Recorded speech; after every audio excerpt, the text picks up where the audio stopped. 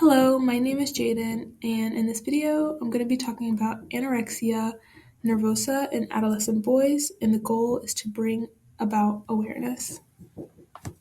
Anorexia nervosa is an eating disorder characterized by a persistent reduction of food, leading to an extremely low body weight.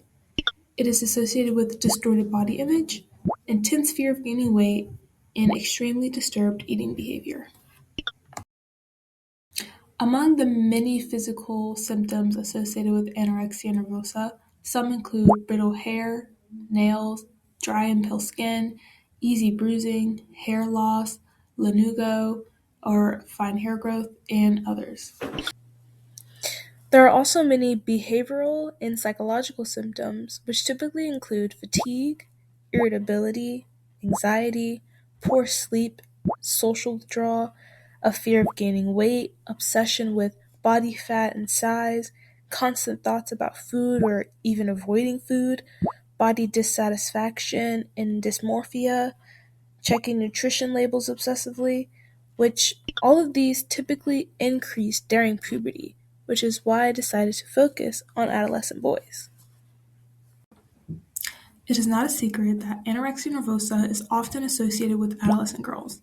This association is often due to the fact that women tend to have higher reported rates, are often portrayed by women in movies and shows and other forms of media, and the fact that women tend to be more vocal and open about their eating habits and dissatisfaction with their bodies. However, I wanted to bring more awareness to anorexia in boys. Anorexia has similar effect in boys and girls, however, there can be some differences. Additionally, there is very limited research on anorexia nervosa in adolescent males compared to females, although about one-third of people diagnosed with eating disorder are boys. And additionally, among those diagnosed with anorexia nervosa, about one-fourth of those are boys. Due to this limited research, there is also limited treatment that is tailored to males with eating disorders as compared to females.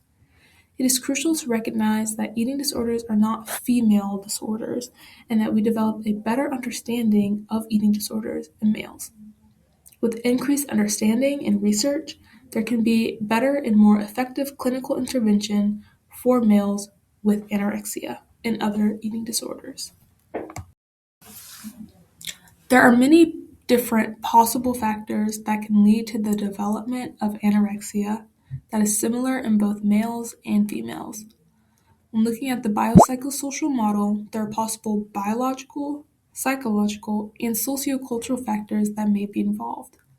Some biological factors include possible genetic predispositions and changes in the brain, including decrease in dopamine and serotonin levels and hormonal shifts.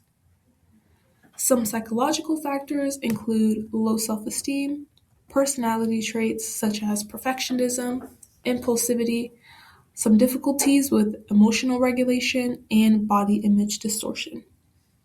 Some sociocultural factors include cultural ideals and societal pressures, social media and the easy access to it, and even peers and family. Trauma and abuse, including stress, can also be some additional factors.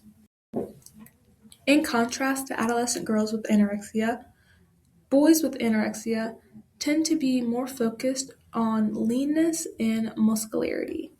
To achieve this, adolescent boys tend to strictly diet and restrict foods, over-exercise, and possibly use performance-enhancing substances. Before I go to other possible causes of anorexia in boys, it is important to note that those with anorexia are often dealing with something much deeper than the desire to be leaner and more muscular, same as girls with anorexia. Therefore, our view on anorexia should not be so narrow as to assume that these are the only factors driving their eating disorder. Now, with that out of the way, as we previously discussed, some of the possible causes can include genetics and cultural pressures and values.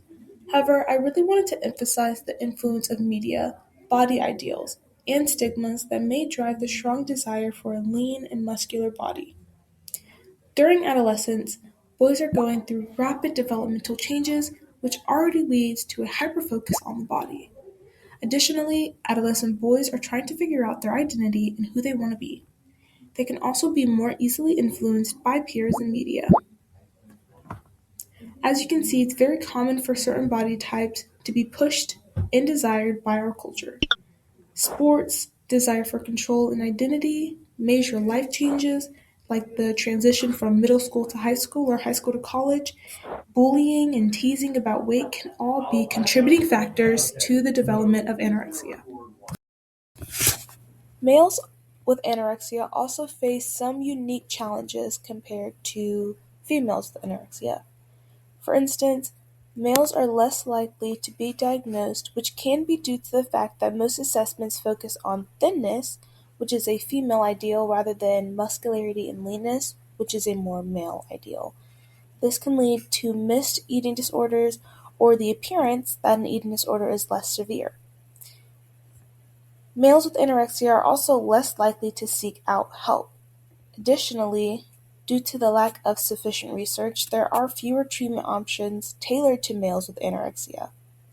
Many males do not seek the help that they need due to common stigmas like anorexia is a female disorder or men don't have eating disorders. Or they are in denial or ashamed to admit their disorder due to the belief that it may affect their masculinity. Given all of this information, when offering support and trying to seek treatment for a male with anorexia, it's important to offer a judgment-free zone and help them recognize that anorexia does not threaten their masculinity, nor is it a female disorder. Increasing awareness of anorexia in adolescent males can hopefully lead to more treatments tailored to them specifically and also reduce the stigma surrounding the disorder. We should also encourage that recovery is fully possible, especially with proper treatment, time, support, and consistency. That's it for my video on anorexia in adolescent males. Thank you so much for listening, and I hope you learned something new.